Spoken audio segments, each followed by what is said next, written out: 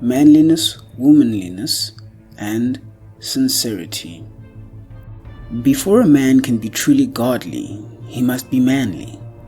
Before a woman can be truly godly, she must be womanly. There can be no true goodness apart from moral strength. Simpering, pretense, artificial behavior, flatteries, insincerities, and smiling hypocrisies. Let these things be forever destroyed and banished from our minds. Evil is inherently weak, ineffectual, and cowardly. Good is essentially strong, effective, and courageous. In teaching men and women to be good, I teach them to be strong, free, self-reliant. They greatly misunderstand me and the principles which I enunciate, who imagine that because I teach gentleness, purity, and patience, I teach the cultivation of an effeminate weakness. It is only the manly man and the womanly woman who can properly understand those divine qualities. No one is better equipped to achieve the life triumphant than they who, along with active moral qualities and a high sense of purity and honor, are also possessed of the strong animal nature of the normal man. That animal force which, in various forms, surges within you, and which in the hour of excitement carries you blindly away, causing you to forget your higher nature and to forfeit your manly dignity and honor. That same force controlled, mastered, and rightly directed will endow you with the divine strength by which you can achieve the highest, noblest, most blissful victories of true living.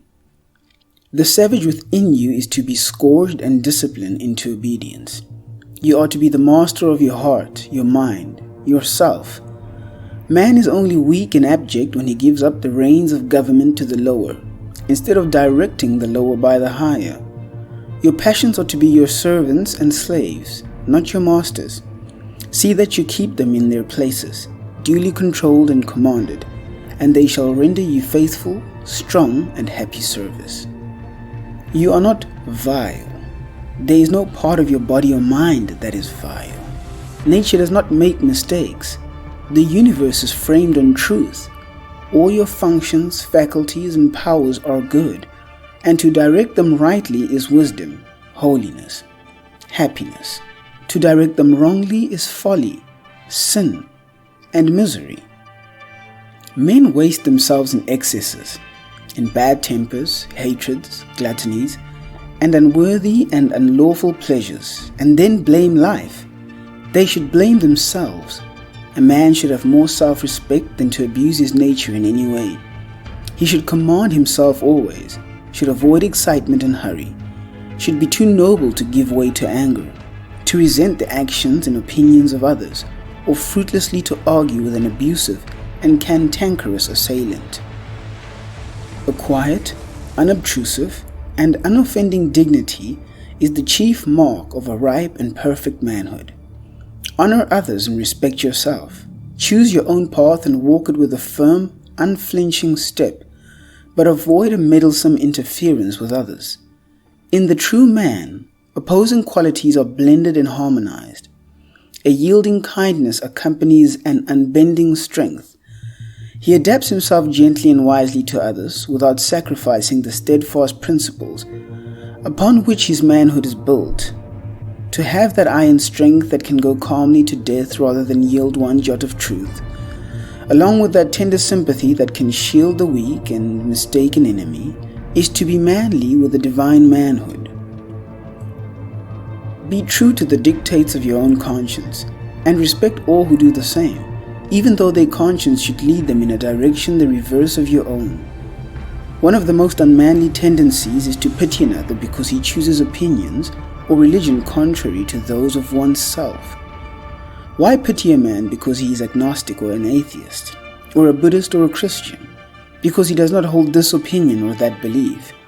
Such pity should be rightly named contempt. It is the office of pity to feel for the weak, the afflicted, and the helpless. Pity never says, "I pity you." It does kind deeds. It is superciliousness that professes pity for the strong, the self-reliant, for those who have the courage to mark out their own path and to walk it boldly. Why should he be forced to hold my opinion or yours? If what I say and do appeal to his reason and conscience is right, then he will be one with me and work hand in hand with me. But if my work be not his work, he is nonetheless a man. He has his duty, though it not be my duty. When I meet one who is self-respecting and who dares to think for himself, I will salute him as a man, and not harbor in my heart a contemptible pity for him, because indeed he rejects my conclusions. If we are to be responsible, self-acting beings in a law-begotten universe, let us be masters of our own wills, and respect the free will of others. If we are to be strong and manly, let us be large-hearted and magnanimous. If we are to triumph over the miseries of life, let us rise superior to the pettiness of our own nature. Men weep in their weakness and cry out in misery of heart and degradation of mind. How plain, then, is the way of emancipation, how sublime the task of triumph.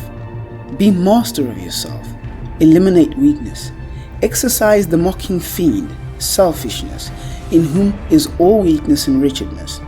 Do not pander to unnatural cravings, to unlawful desires, or to morbid self-love and self-pity. Give them no quarter, but promptly stamp them out with disciplinary decision and strength. A man should hold himself, as it were, in the hollow of his hand. He should be able to take up and to lay down. He should know how to use things and not be used by them. He should neither be the helpless captive of luxury, nor the whipped slave of want, but should be self-contained and self-sufficient, master of himself under all conditions. He must train and direct his will in the way of self-mastery, which is the way of obedience to the law of his nature. Disobedience to law is the supreme evil in man, the source of all his sin and sorrow. In his ignorance, he imagines he can triumph over law and subdue the wills of others. He thus destroys his power. Man can triumph over his disobedience, over ignorance, sin, egotism, and lawlessness. He can conquer self, and herein lies his manly strength and divine power. He can comprehend the law of his being and obey it as a child obeys the will of its father. He can sit the crowned king of all his functions and faculties, using them wisely in unselfish service, and not as instruments of selfishness and greed. There is no bad habit that he cannot uproot, no sin that he cannot subdue, no sorrow that he cannot comprehend and conquer. Let a man then know his worth and keep things under his feet. Let him not peep or steal or skulk up and down with the air of a charity boy or an interloper in the world which exists for him. A manly self-reliance is not only compatible with, but is the accompaniment of, a divine humility. A man is only arrogant and egotistic when he usurps authority over others. He cannot claim nor exercise too great an authority over himself. Strong self-command with gentle consideration for others combine to make the truly manly man. To begin with, a man must be honest, upright, sincere. Deceit is the blindest folly. Hypocrisy is the weakest thing on earth. In trying to deceive others, a man most of all deceives himself. A man should be so free from guile, meanness, and deceit as to be able to look everybody in the face with a clear, open, unflinching gaze, free from shame and confusion, and with no inward shrinking or misgivings. Without sincerity, a man is but a hollow mask, and whatsoever work he attempts to do, it will be lifeless and ineffectual. Out of a hollow vessel, nothing but the sound of hollowness can come, and from insincerity, nothing but empty words can proceed. Many are not consciously hypocrites, yet fall victims, thoughtlessly, to little insincerities which undermine happiness and destroy the moral fabric of their character. Some of these people go regularly to their place of worship. They pray daily, year after year, for a purer heart and life, yet come from their devotions to vilify an enemy, or, worse still, to ridicule or slander an absent friend for whom, when they meet him or her, they will have nothing but smiles and smooth words. The pitiful part of it is that they are totally unconscious of their insincerity, and when their friends desert them, they speak complainingly of the faithlessness and hollowness of the world. and of people generally, and tell you sadly that there are no true friends in this world. Truly, for such, there are no abiding friendships. For insincerity, even if not seen, is felt, and those who are incapable of bestowing trust and truth cannot receive it. Be true to others, and others will be true to you. Think well of an enemy and defend the absent friend. If you have lost faith in human nature, discover where you have gone wrong yourself. In the Confucian Code of Morals, sincerity is one of the 5 great virtues, and Confucius thus speaks of it. Quote, "It is sincerity which places a crown upon your lives. Without it, our best actions would be valueless. The seemingly virtuous, mere hypocrites, and the shining light which dazzles us with its splendor, but a poor passing gleam, ready to be extinguished by the slightest breath of passion. To be pure in mind, you must be free from self-deception. You must hate vice as you would a disagreeable odor, and love virtue as you would some beautiful object. There can be no self-respect without it, and this is why the superior man must be guarded in his hours of solitude. The worthless man secretly employs his idle moments in vicious acts, and there is no limit to his wickedness. In the presence of the pure he plays the hypocrite, and puts forward none but his good qualities. Yet how does this disguise hide him when his true character is revealed to the first scrutinizing glance? It has been said that there is a strict watch kept over that which is pointed at by many hands, and gazed at by many eyes. It is in solitude, then, that the upright man has the greatest reason to be guarded." Unquote. Thus the sincere man does not do or say that which he would be ashamed of if it were brought to light. His uprightness of spirit enables him to walk upright and confident amongst his fellow men. His presence is a strong protection, and his words are direct and powerful because they are true. Whatever may be his work, it prospers. Though he may not always please the ears of men, he wins their hearts. They rely on him, trust him, and honor him. Courage, self-reliance, sincerity, generosity, and kindness. These are the virtues which constitute a robust manhood.